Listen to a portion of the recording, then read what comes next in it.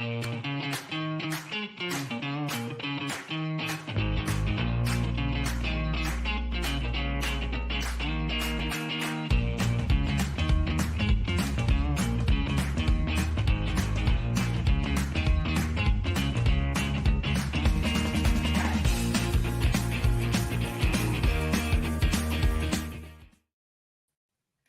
evening and get it, Chuck. I see you getting out there. Good evening and welcome to Real Fellas Talk Sports. My name is Larry Abels. I'm your host for tonight, and I'm joined by three experts who I also consider friends. Well, at least till after we start discussing sports. Who knows what happened after that? But let me introduce them to you. First, I'm going to introduce a longtime friend, went to high school with, Charles Snowden. How you doing, Chuck? I'm doing great, Larry. I can't wait to get started tonight. I can't. That sounds good. And then we got the gentleman from Indianapolis, David Burnett. You know, let's. How you doing, David? I'm doing wonderfully well. Welcome Larry. back, by the way. Welcome back. Thank you. Thank you so much. And David, is anything going on in Indianapolis that we should know about? Anything? What's happening in Indianapolis? Right now, the Indiana Pacers are winning 62-57 over my other hometown, Washington Wizards. Who's their point guard again? Okay. Tyrese Halliburton. Okay. And last but not least, we have the sports doctor himself, Earl Go-Go Rush. How you doing, Earl? I'm doing great, Larry. Thank you for asking me. I'm ready for the show. Well, let's do this. We want to start with the NFL, and we had a couple of games that were looked at as marquee matchups. So I'll start with one with the Lions and Ravens. Chuck, what did you think of that game? I tell you what, Larry. So listen, a week ago on the show, David, I said I was done with Lamar. I was done with the Ravens. They had lost a couple of games they shouldn't have. And I didn't think they were off to a great start, and I was really disappointed in them. I don't know if they heard or watched our show or what happened, but they looked awesome against the Lions, and they were hitting on all systems, and Lamar looked terrific. He had 155-point, I think, quarterback rating, and they're back. The Ravens are back. David, the Lions, were getting a lot of press, and everyone was saying they were an up-and-coming team. What did you think of that game with the Ravens? Well, the NFL shows that once again, you never know what happens. They're still professional players. They're playing. They're playing the game. Any team can beat any team at any given time. I still think the Lions are a strong team, but the Ravens finally showing some offense that they don't often show. And Lamar Jackson, very diversified in his game. He was throwing passes. He was running. This is the Lamar Jackson that we want to see. Thank you. This is the guy that we want to see. Earl, Lions and Ravens. Did the Ravens surprise you by the way they were able to handle the Lions, or what did you expect in that game? Well, sorry to put this shameless plug, but on the show, Larry, that you and I were on NFL Game Line, I had told you and Neil that everyone's talking about the Lions.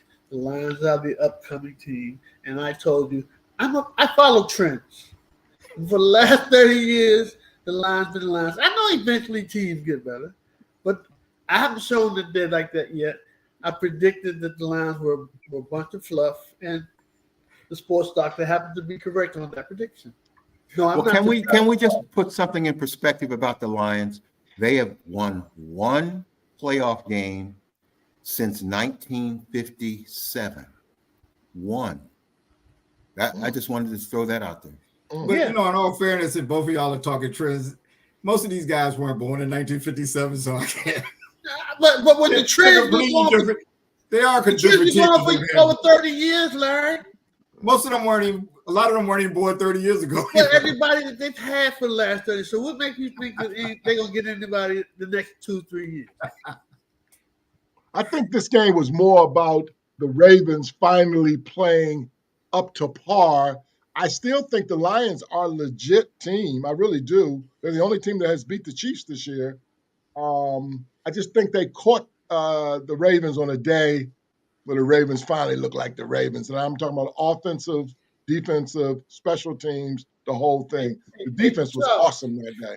So even when the quarterback for the Ravens won the Player Lamar. of the Year MVP. The Ravens never looked like they looked the way. So I don't understand you saying they're getting back to the way the Ravens look. The Ravens have never looked that good. They have never had no great offense. Even when he won the MVP, their offense wasn't all that. The offense was all him. So I don't know how you say they're getting back to the way the Ravens used to be or should be.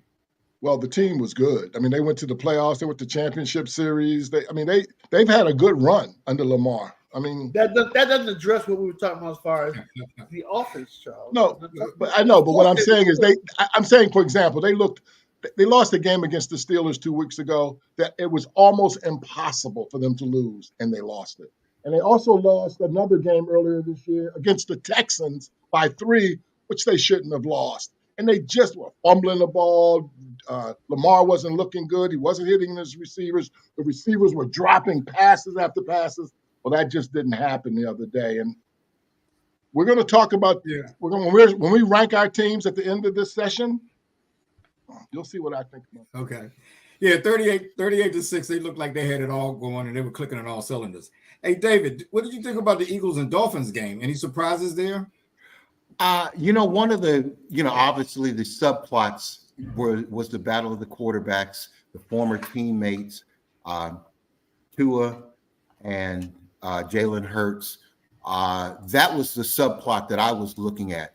I think, though, the Dolphins, they've been beating up on garbage teams. And I think at some point, whenever they come up against a real team, we're not seeing the same Dolphins team. Jalen Hurts, he rebounded. He rebounded from a pretty bad game and played fairly well. Earl, your thoughts on the Dolphins-Eagles game? I had taken the Eagles. As I told you, Miami can score with the best of them. They greatest team, compared to the Rams team. You got to be tough. You got to be tough to beat Philly. Miami is not tough. Their defense played pretty good that game, though. Actually, I come out looking at Miami better than I thought that they were, but they're just not tough enough to beat Philly. Miami's not tough enough to beat Philly. Chuck, your opinion on that game? I absolutely agree with both what David said and what Earl said, especially what Earl said. Miami is just not physical enough. In the old days when the AFC played the NFC was just stronger, meaner, tougher at the defense and offensive lines.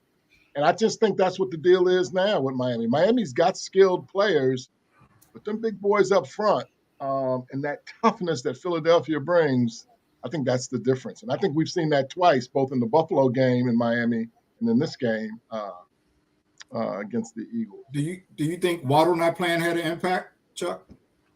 I really don't, because I'm just saying the big boys up front. I mean, look, bottom line is more Waddle than that running back that didn't play. They only rushed the ball for a total yardage. And this team was one of the top rushing teams in the league.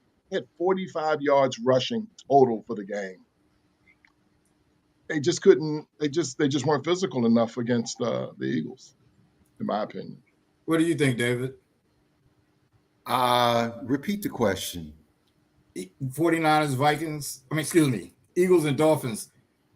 What do you think about that game? Missing players like Waddle. Do you think that had an impact on the Dolphins' ability? Not really. I think the Dolphins are they're just a soft team that beats up on teams they're supposed to beat. But when they face somebody a little tougher, they've got to prove to me that they can actually get some things done. And at this point, I think they're a flashy team without a lot of substance yet. Now, when they start to beat a real team, then maybe I'll change my mind. I kind of like their flash, but I don't like their substance because they don't have it yet. I look at them as a more of a finesse team. I hear what everybody's saying, but I think when they're healthy, and what's the other running back's name, Art Chain or something like that? He and Waddle kind of open things up, and it makes it hard to stop them.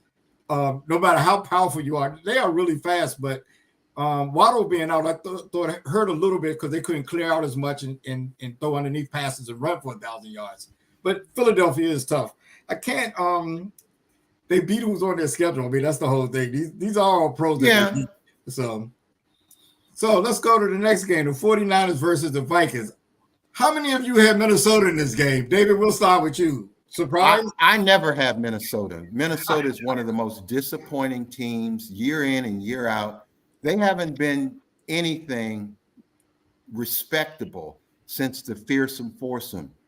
The fearsome foursome was the Rams. They were Purple 13 people leaders. They went to the playoff last year, David, but I know. And they were 13-4. Well, 13-4. I'm saying when it matters, they don't show up. That's been their history. They have been to the Super Bowl 4 times, lost. Of course, that was when we were much younger. But every time you want to bank on the Vikings, you can't. You're wasting money. They just can't get it done. And so they're another team that has never won a Super Bowl, and I'm not sure if they ever will. You guys we got 2 panelists here that are really holding today's players responsible for their ancestors. Well, it is what it is. I follow trends. If the squad ain't been up 30 years, what make me think that they ain't? You know what the great Bill Parcells said? You are what your record says you are. And the Vikings, when it comes down to it, whether it's a nationally televised game, prime time, whether it's the playoffs, you know they're going to lose because that's what the record says they are.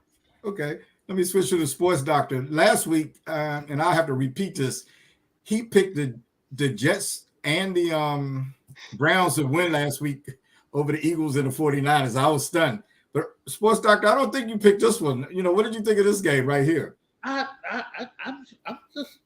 surprised. I don't see Purdy in the MVP votes like some people do.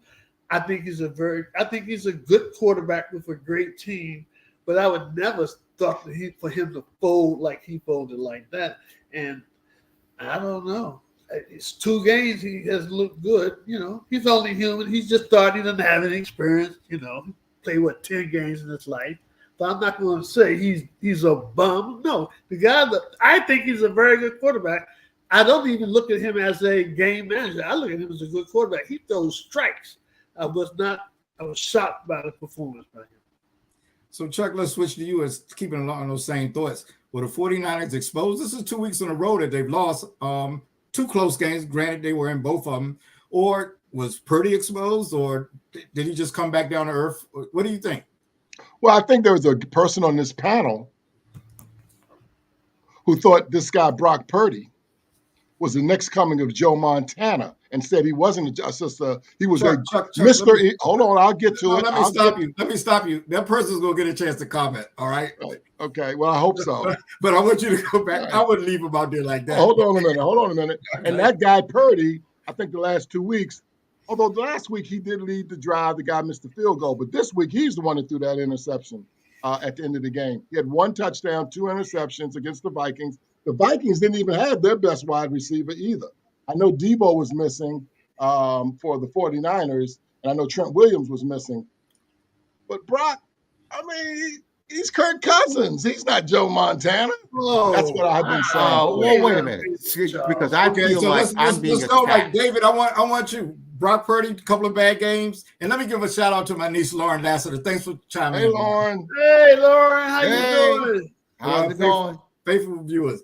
David, defend your man. I think you're the panelist that I'm trying to look at things from a reasonable perspective. First of all, Patrick Mahomes threw 2 interceptions against the New York Jets this season. He has 6 interceptions overall. Brock Purdy does not have 6 interceptions for the season.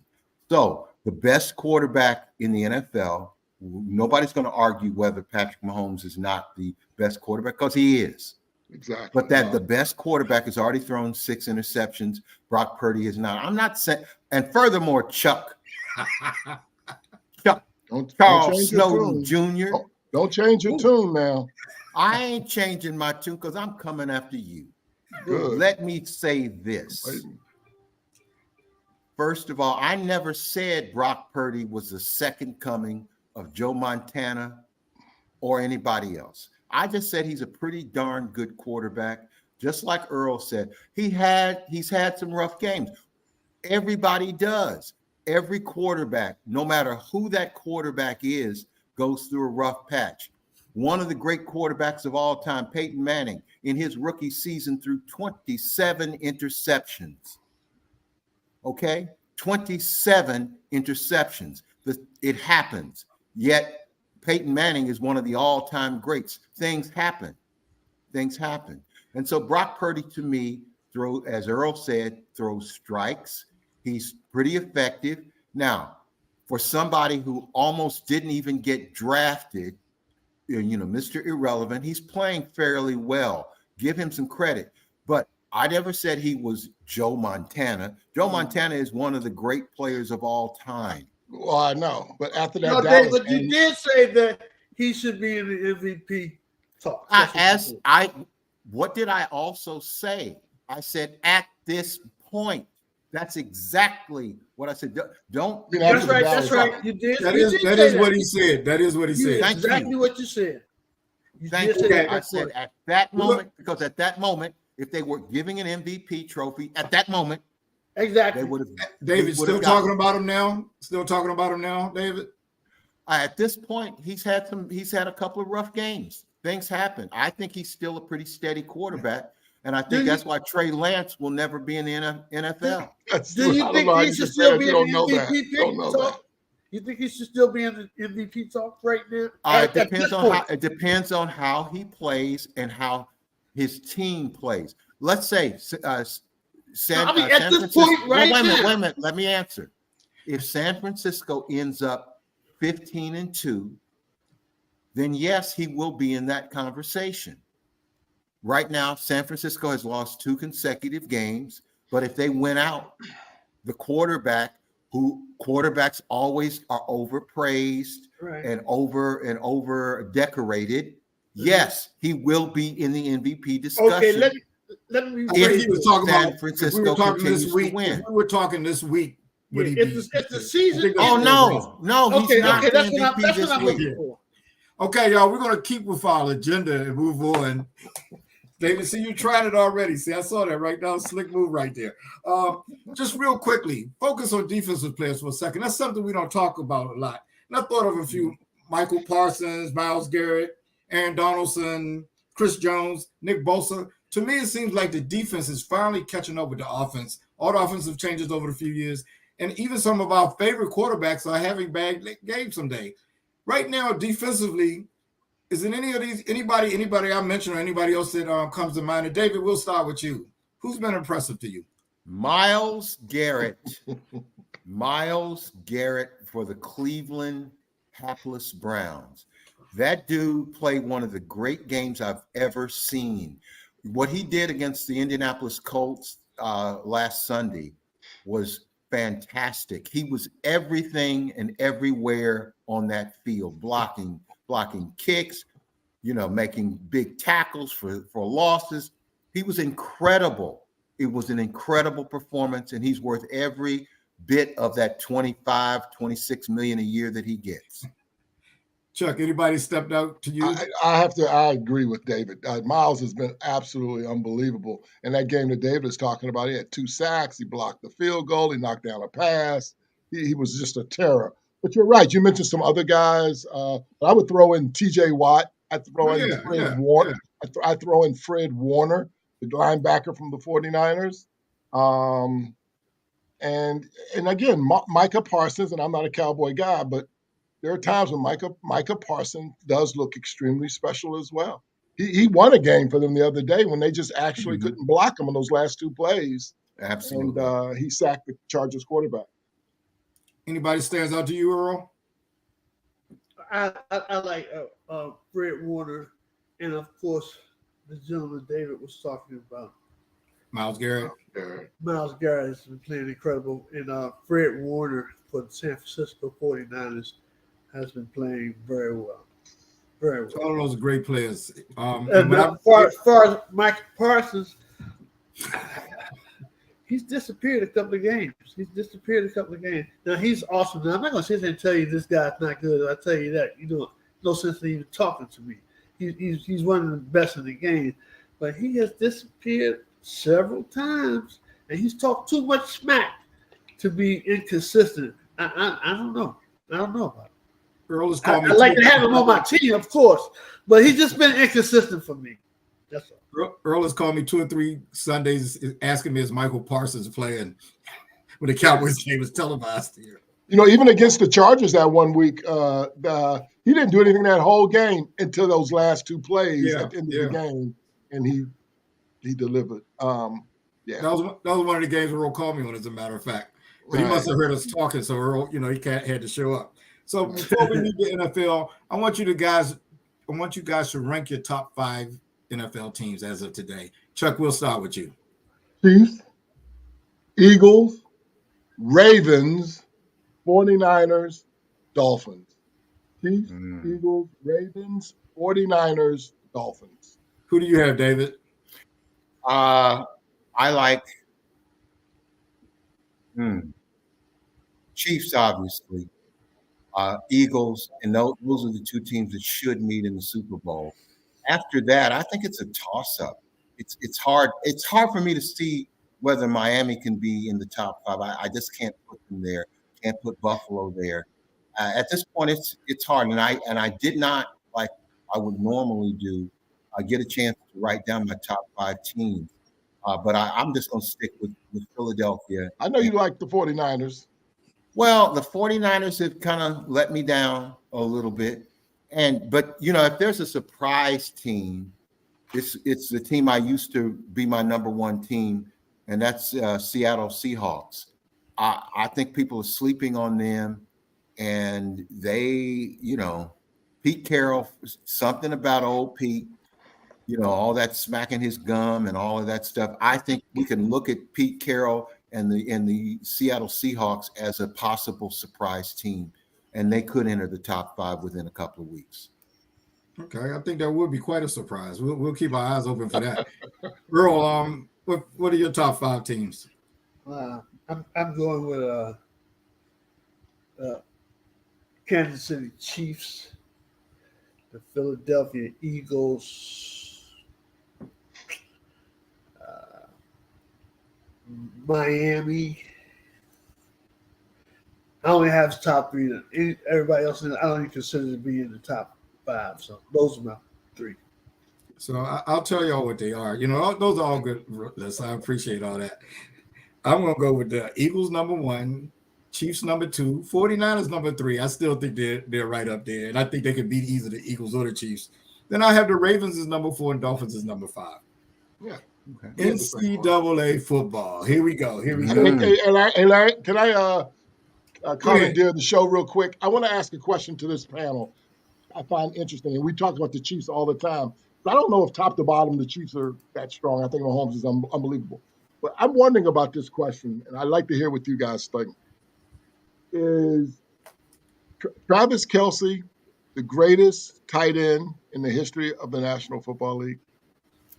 By the way, I looked something up. He's the same age today as Gronk. Him and Gronk are the same age. I thought Kelce was younger. Both of them are 34. I'm going to jump in there and answer that. I think Travis Kelce is the best tight end right now. But the NFL has had some tremendous tight ends through the years. Antonio Gates, he wasn't on great teams, but he played really well for the Chargers. We can go back to Mike Ditka. We can go back to what's the dude for the Colts? Kellen Winslow. Kellen Winslow. I mean, there've been tremendous tight ends. So it's going to take some Gronk. Gronk is great. Is Travis Kelce the all-time greatest? He's getting up there. He is the best tight end right now.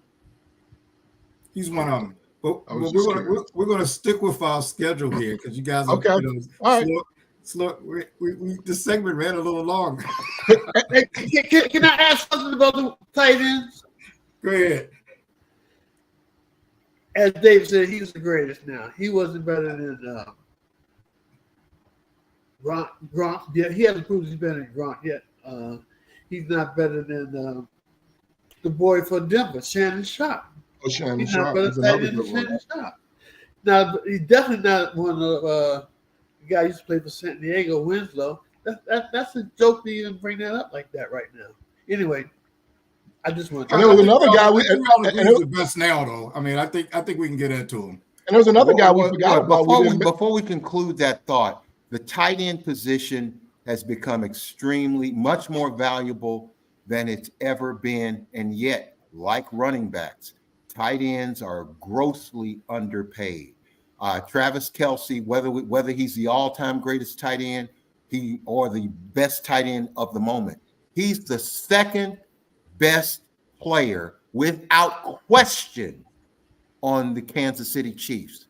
He should be the second highest paid Kansas City Chief, period. I don't care what the salary structure says. He's the second best player on the best team in the NFL. He should get second best money, period. Anyway, we forgot about Tony Gonzalez. He was a great Tony Gonzalez, great player for the Kansas City Chiefs. Okay, we're going to move on to Ohio State versus Penn State. Do we have to?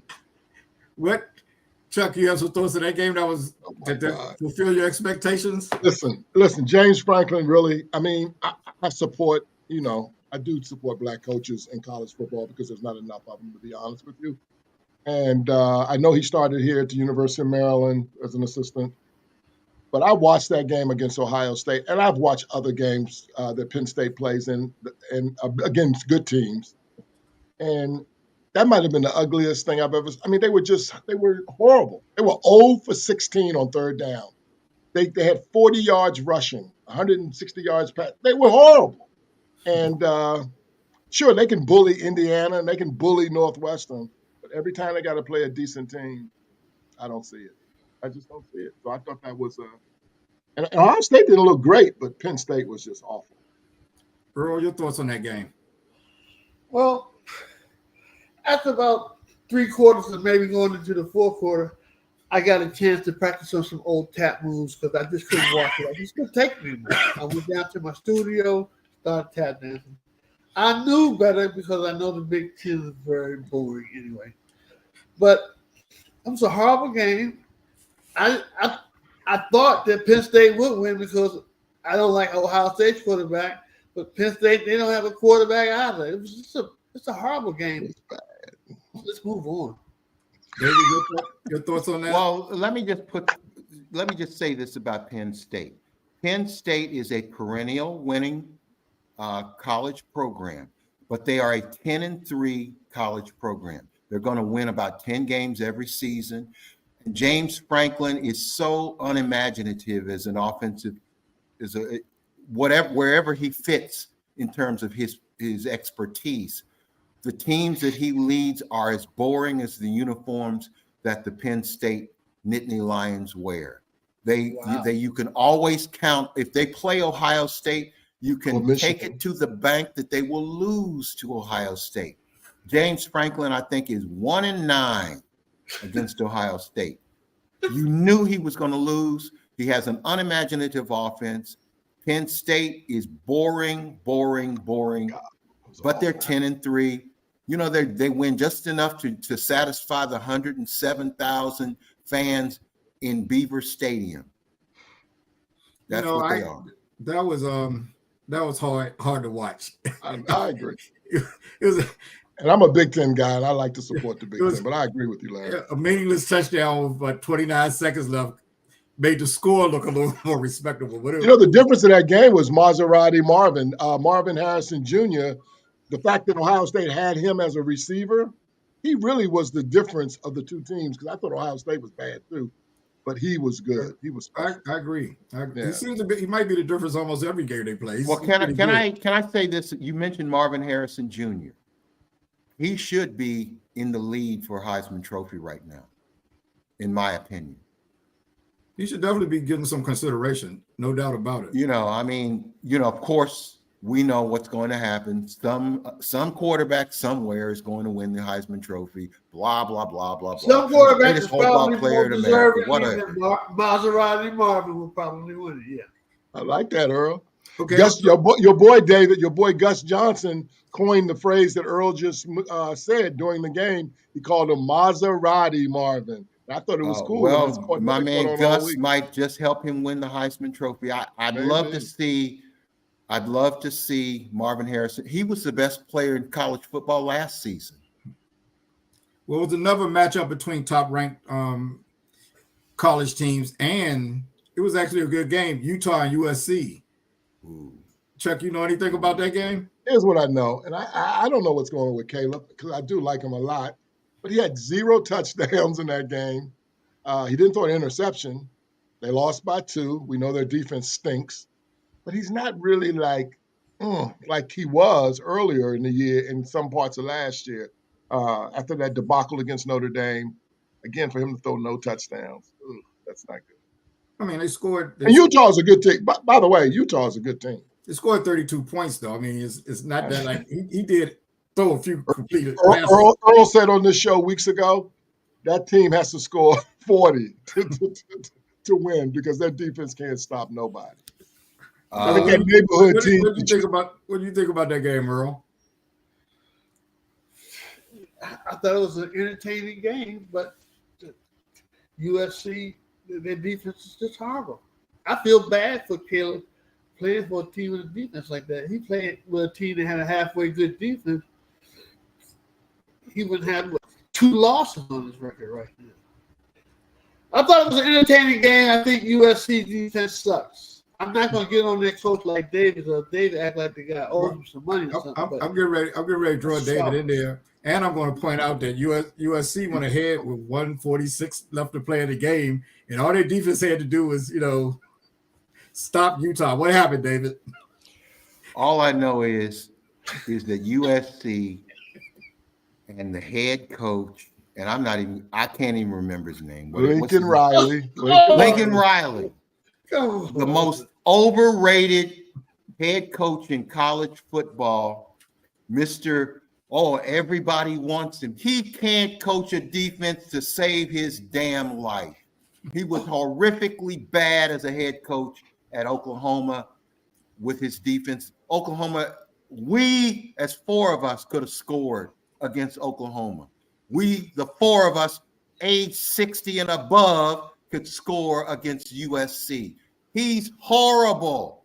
And if he ever gets more praise from some cockeyed announcer, Lincoln Riley, what a great coach. Shut up. Just shut up. He's terrible.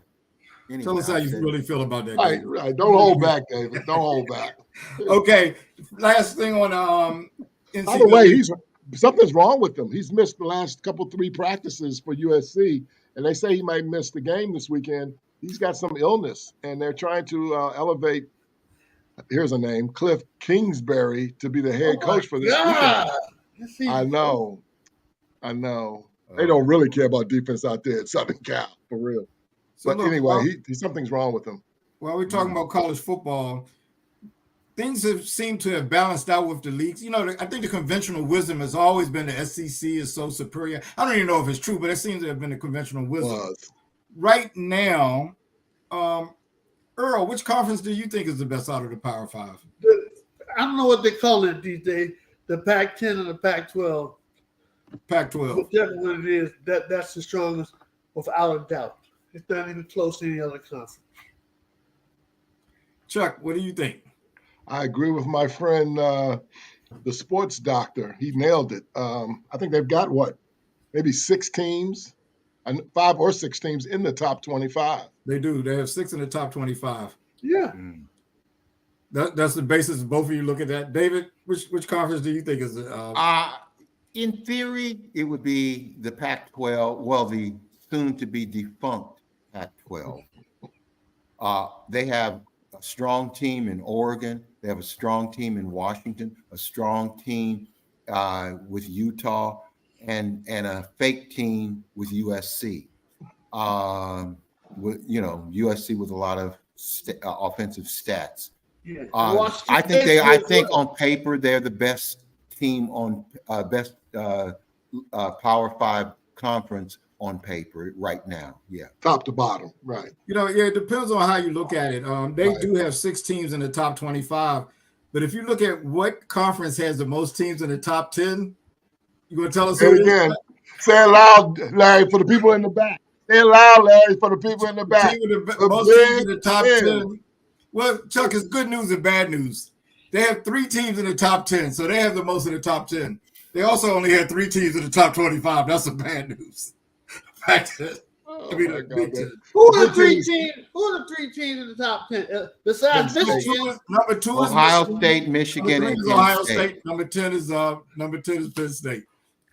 okay, so safe to say they may be in the top 10 right now, but come playoff time, none of them will be in there. Well, no, that's not true. Michigan has been in the Final Four 2 years in a row. Now let's be fair. Let's be fair. Okay. You weren't fair about the Vikings who have won the playoff last year. You said they haven't done anything in years. When I say they haven't done anything, they haven't won anything of consequence. They haven't won a Super Bowl. That's pretty big. That's a pretty high standard, my friend. Okay. Right. They were 13-4 last year. I don't want to hold up the conversation. Most teams get to the playoffs. That's a big thing. But anyway, let's go ahead. Okay, we're going to move on briefly to Major League Baseball and the playoffs. Wow. Here we go. I think they were a great playoff series. And just to look for a little background, 2 years ago, the Rangers won 60 games and lost 102. 2 years ago, Arizona won 52 games and lost 110.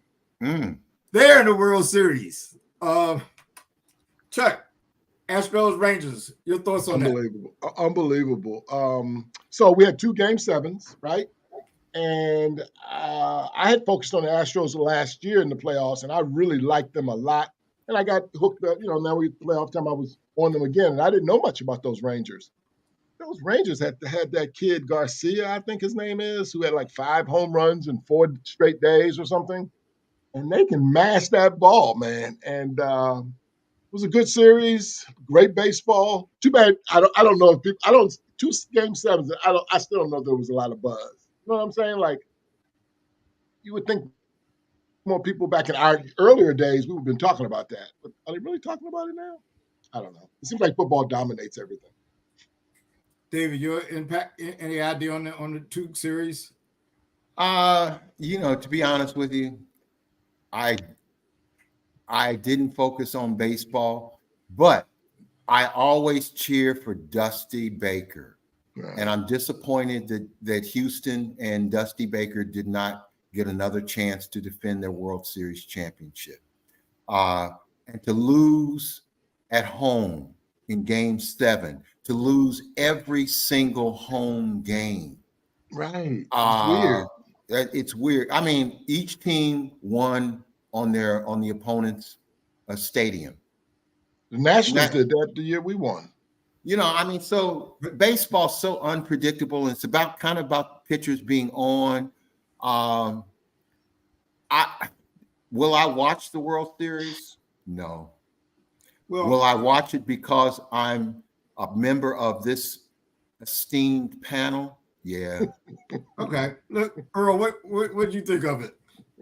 I thought there were 2 very entertaining seasons, but I spoken with you guys earlier. I thought the ratings probably won't be bad if those teams go. Will probably be bad if those 2 teams do go, but you're not asking me about the ratings. You're asking me about the series. Both series were great.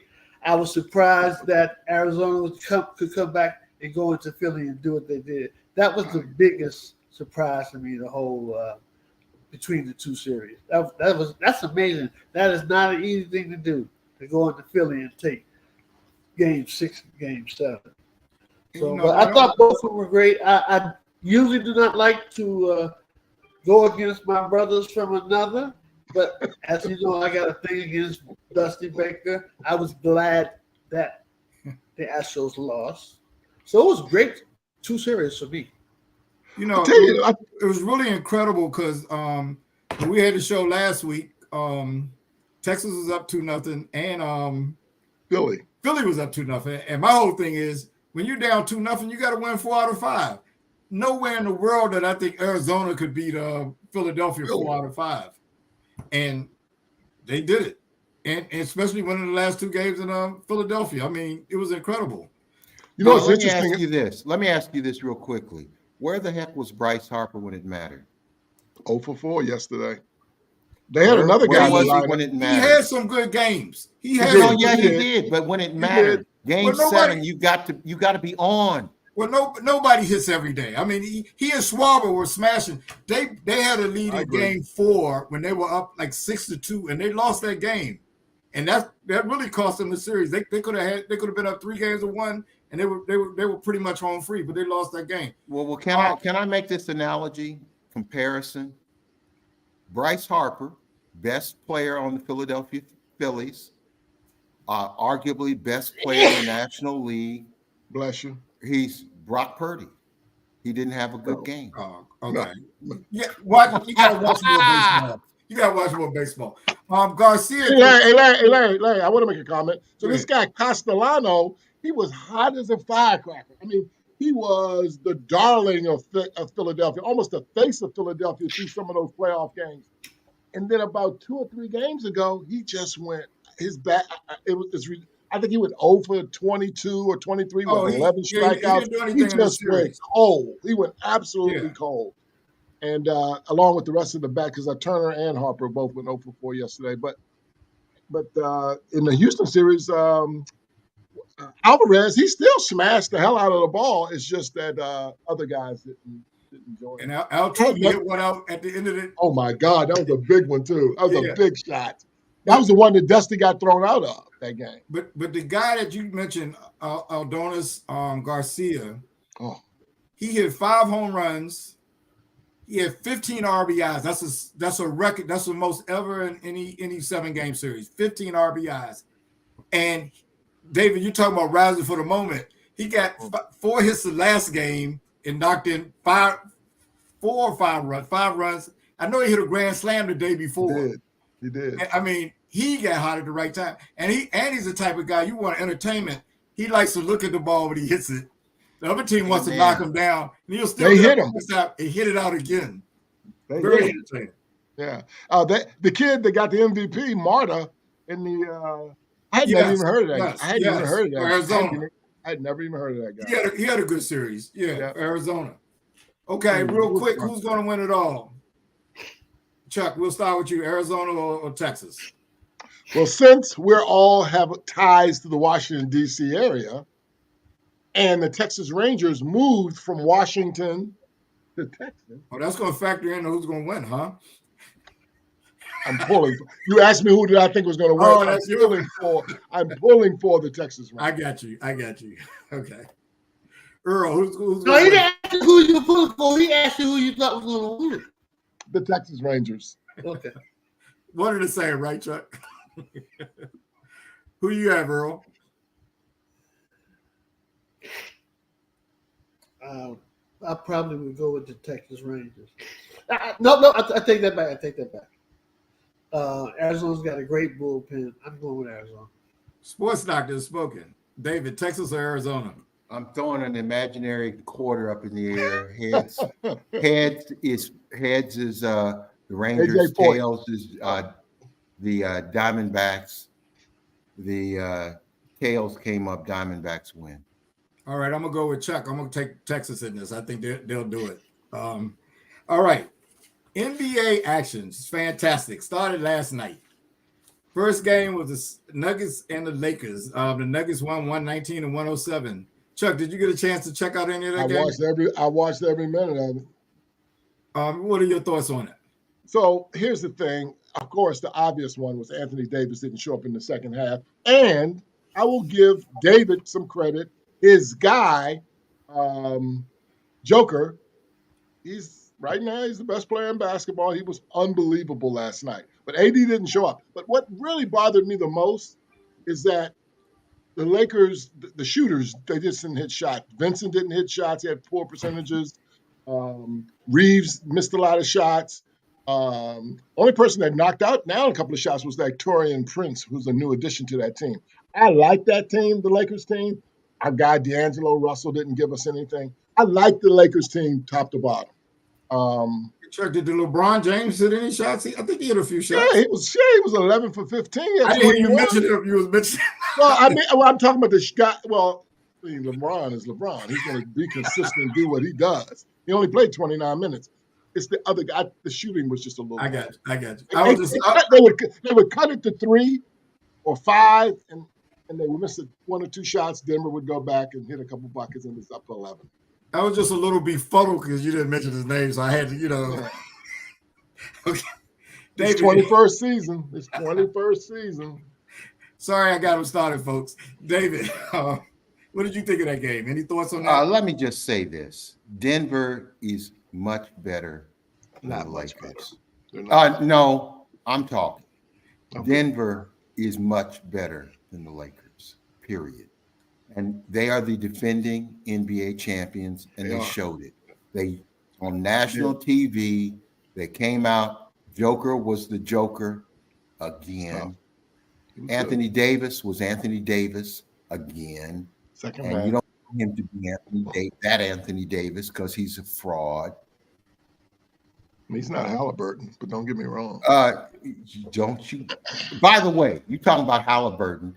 The Indiana Pacers are up 16 points on the Washington Wizards, 104-88. So I just wanted to say that. Anyway, I think the referees must be cheating. Earl, did you see that game? Lakers and Nuggets?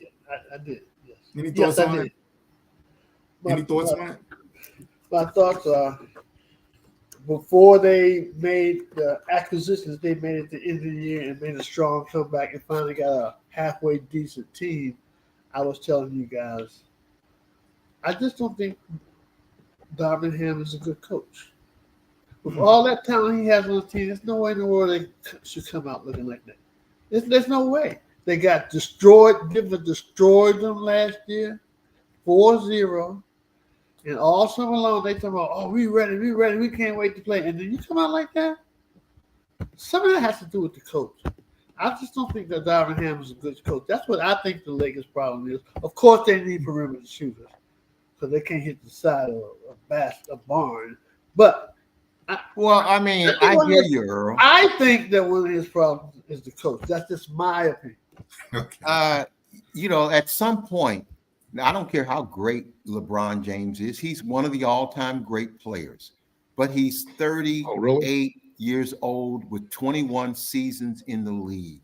At some point, he's not going to be the best player in the league anymore. We can't count on LeBron James being 10 seasons in LeBron James, which was 11 seasons ago. He's not that guy anymore. Anthony Davis, who's now the second highest paid player in the NBA. He never shows up when it matters. I'm sorry. I mean, what can Darvin Ham do when you got a 21 season veteran, great player, and then a player who's supposed to be the next thing who doesn't show up when it matters? I'm sorry. The Lakers have some problems. Holding it too much on one game, though. I mean, second half. Well, I thought he played pretty well when they played him in the playoffs. In the playoffs last year, I thought he showed up every game. He may have shown up, but he wasn't the best player on the floor. He's paid like it. He's paid like it. If Pat Riley was the coach of this team back in the day when he coached, the Lakers team would win the Western Conference. They wouldn't beat Denver. They wouldn't beat Denver. So let me throw this out here now. Last night, the Suns and Warriors also played. So when we saw the Lakers, Suns, and Warriors, do you think that the Western Conference champion will come out of that grouping? Lakers, Nuggets, Suns, and Warriors. David, you think one of those teams will come out of there? Or do you think it's a surprise team? The surprise team out of the West is going to be Sacramento because they have 1 year of really being solid and coalescing as a team. I think Sacramento may be the surprise team if there's a surprise team. But Denver's still a head and shoulders the best team in the West. Chuck, your opinion on the West? I think the West is strong. I really do. I think The only team in that group of four I don't like too much is because I think they've ran their course is Golden State. I think they're on the downside, and I think we've seen the best of them, and I don't think they're going to be a factor. One little point about the Lakers. I understand what Earl is saying about the Lakers, and I get what David is saying. The only thing I would say about the Lakers, as it relates to Denver, they're just not physical enough. I would love if they had a Dwight Howard a couple of years ago to take on Joker or help out on Aaron Gordon. I think that would help that team. They're just not physical enough. They would get second shots, and Gordon would post people up below. And I think that's the problem. They need to address that, I think. Charles, with the talent that the Lakers have, all they need is a coach. Even though they don't have any perimeter shooters. They got a lot of players, man. They got to be put in the right situation. And you gotta have shooters. You gotta have shooters. They're not motivated by him, man. I don't think they're not motivated by him. So, Earl, who do you think will come out of the West then? I want to hear from the sports doctor.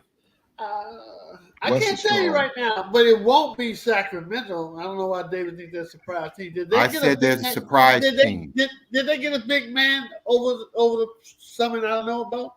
They have Sabonis. They have a big man. Sabonis. We talking about winning it all. We talking about somebody who's gonna make a difference. Sabonis is a multiple-time All-Star. Sabonis needs to be arrested for stealing for that salary he got. He's a very good player. You just don't like him. America loves. I don't know him to like him. I haven't seen anything from his performance to make me like him. I don't know him personally. Well, I watched him in the playoffs last year, and I didn't see anything. But maybe that's your mic, Chuck. During the playoffs, I didn't see it. Sabonis is a very good player.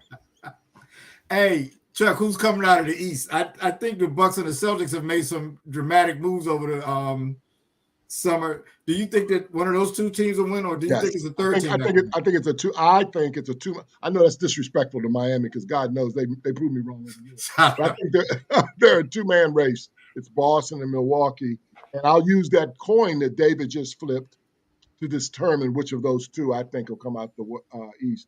But I do think it's those two, and everybody else is battling for third. Who's coming out of the East, Earl? Milwaukee's coming out of the East. And Boston, they're not even in the talk as far as I'm concerned. They made bad mistakes. They got rid of defense. They got rid of Williams. They got both the Williams boys. They got rid of Smart. Even though I'm not a big Smart fan, the Celtics made a mistake. The only teams coming out of that East is Milwaukee. None of those teams even nowhere near close to them. David, I don't even know why that question is even asked. I guess he's trying to, for other people that are watching the show. Well, some people think Boston has a good team, Earl. A lot of good players. I know, but Boston is pretty good. But Milwaukee is the team in the East. But the only way Milwaukee loses is if some injuries occur and Giannis gets hurt. Sure. Yeah. But right now on paper, because everything's on paper now, the season just started. On paper, Milwaukee, I think, is the best team in the East. Hey, is Philadelphia done, David? I can't count on Philadelphia. They do have a better coach now. Right. David, you would be a better coach. I think he was. Well, wait a minute now. I mean, Doc Rivers, none of us are real big fans of him. I'm a fan of the human being, Doc Rivers.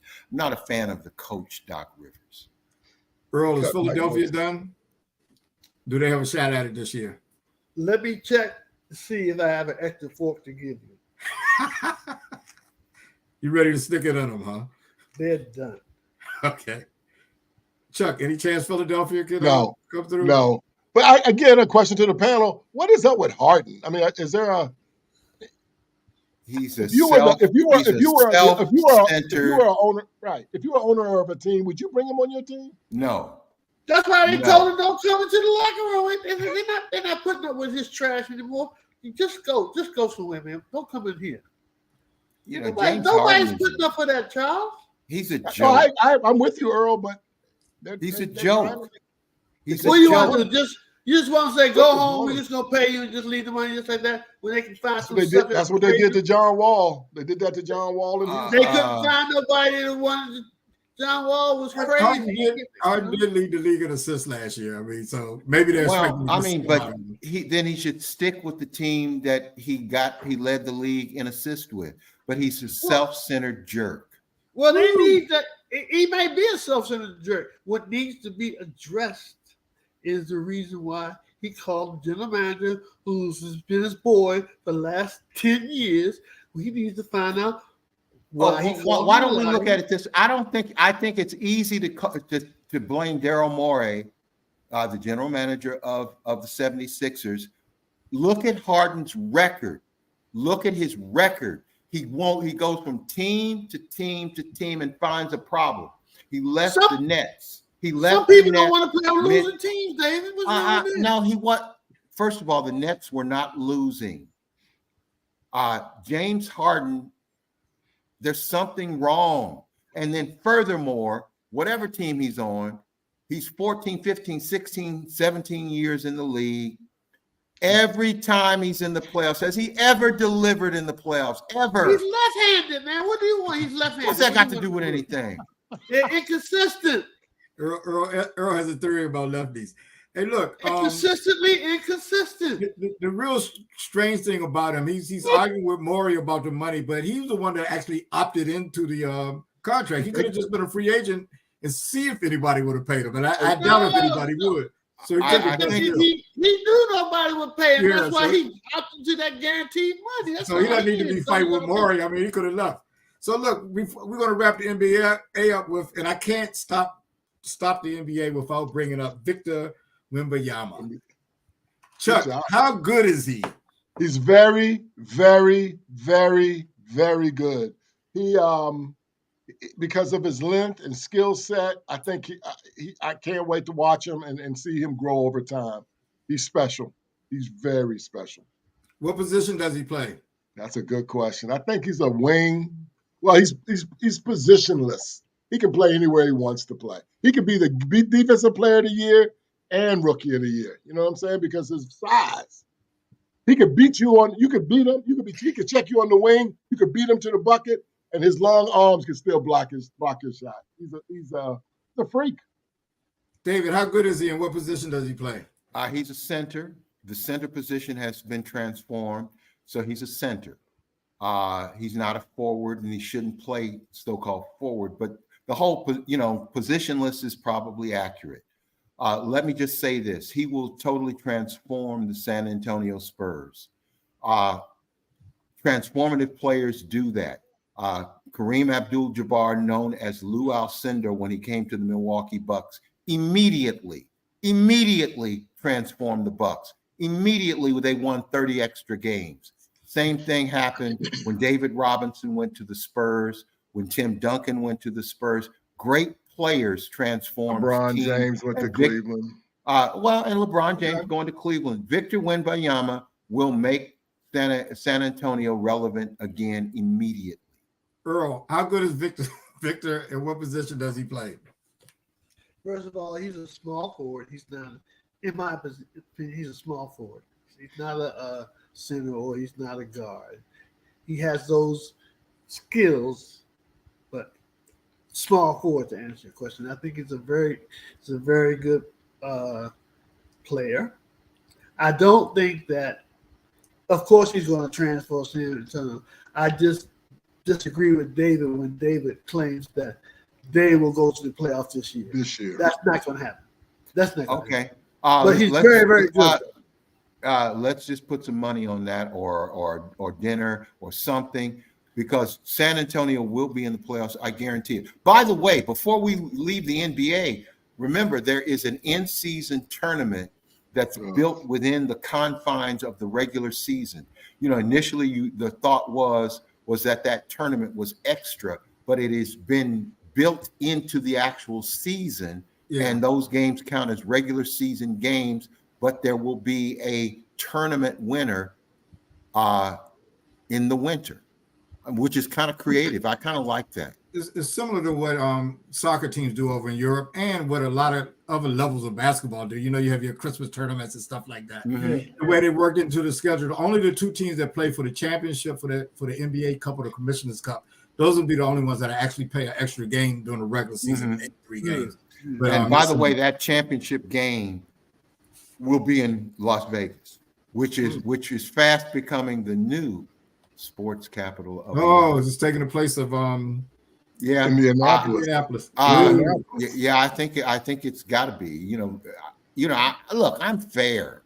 Y'all may think I'm not really? fair. When did that happen? Fair. Great in his own paper there, folks. He's a teacher too.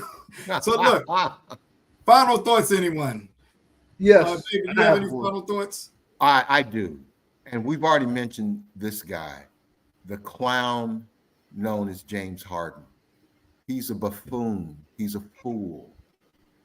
He is somebody who believes in his press clippings, but he better believe in the ones that say he's a jerk, because he's a jerk.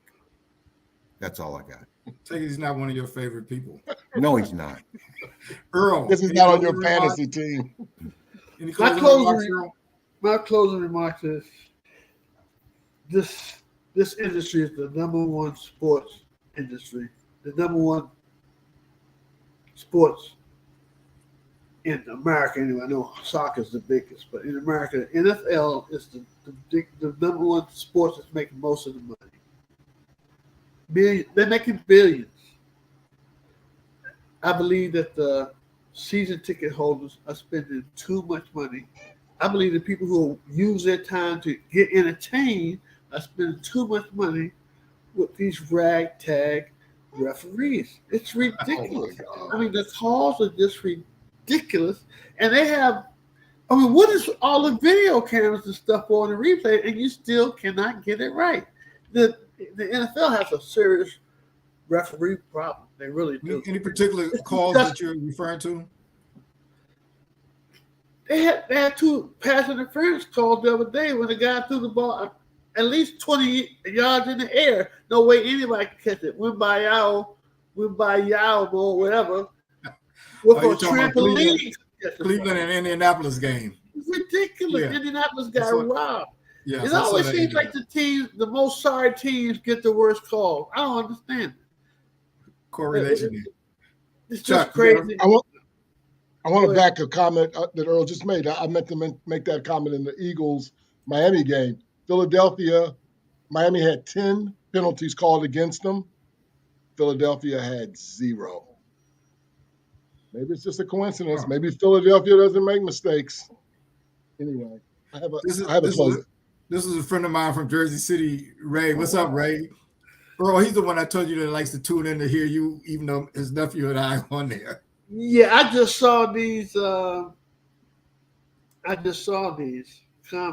It was about 4 or 5 minutes ago. That's my niece. My niece is agreeing with David. My other niece sent me a text saying that she agrees with those. Her sister sent me a text saying she agrees with David's comments about Harden too. So, David, you get some fans in my family right there. Just goes to show you, they're crazy sports fans all over the world. I hear you. So, Chuck, did you have another? Yes, mine will be quick, real quick. Something happened this week. I just want to make our social media audience aware of. The Las Vegas Raiders appointed Douglas Morgan as the president of the LA Raiders. Why is that significant? A, she's a woman, and B, she's an African-American woman. She's the first Black female president of an NFL team. And I want to applaud the Raiders on that. Look, they were the first one to appoint a Black head coach when they put Art Shell in as head coach years ago. So shout out to the Raiders. They might not be a good team today, but they are handling that diversity thing pretty good. And I just wanted to make mention of that. Sandra Douglas Morgan. Hey, Larry, we need to get Lauren on here. Yeah, we need to get her on the show. Yeah. She seems like she's has a bit of knowledge of us. Oh yeah, she's on top of things. My closing comments are going to be on the Las Vegas Aces. Okay, And I want congratulate them on winning the championship. I watched those. I like playoff baseball, basketball, anything. Usually when you get the cream of the crop, you get some good play. Vegas won that game despite their point guard being hurt. Yeah, and Candace Parker's out. Brianna Stewart, MVP, didn't show up for Game 7. The one person who was showing up was a local product, again, Jonquel Jones, but for some reason she couldn't touch the ball at the end of the game, and they elected to go to Brianna, even though she was like 3 for 12, and she shot an air ball. And Jonquel, the time ran out before Jonquel could get the rebound. But it has to go off to the Aces. They won on the road. Congratulations. Yeah. And that's going to do it for Real Fellas Talk Sports this week. We want to thank all of our listeners and viewers for tuning in. Tune in next week where I think David Burnett will be the host. All right. There's Neil. Whole family's here. Good job tonight, Larry. All right. It's not easy keeping the control of these three people, so good job tonight. All right. Okay. And tune in next Sunday at 11 o'clock for NFL Game Line. We're Neil Abels, Earl Rush, and myself will be making picks. Who's winning? Fun. Who's winning between the three of y'all right now? Larry is. I'm slightly ahead. Okay. 2 picks over me, 2 games over me, and that's 11 a.m. Because, we have people watching around the world. They need to know whether it's p.m. or a.m. Eastern Standard Time is what you mean, right? Yeah. All right. So long, everybody.